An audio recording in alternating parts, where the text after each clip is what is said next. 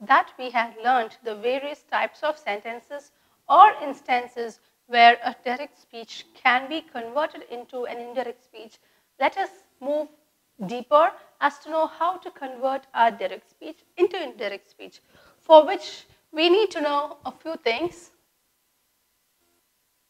As you all know, speech can be classified into direct speech. It's the direct conversation, whatever is spoken by the speaker and received by the listener. And indirect speech. Indirect speech is when you go and narrate or report whatever was spoken by that person to a third person, right? So, coming to your indirect speech, you should also know about the reporting verb.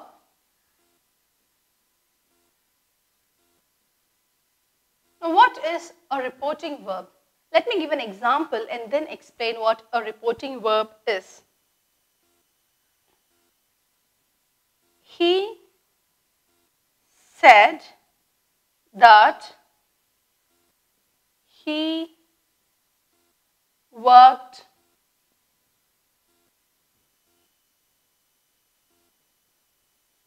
in the factory. So, the verb which you use here is called a reporting verb, and you should also know what a reported speech is. Many people till date have this confusion between indirect speech and reported speech. Though they might sound similar, there is a minute difference between indirect speech and reported speech. Let me give an example for your understanding. He said that he worked in the factory. I am taking the same example. So now you are going to tell me what type of speech is this? Is this direct speech or indirect speech? Yes, it is indirect speech. So starting from here till here is indirect speech.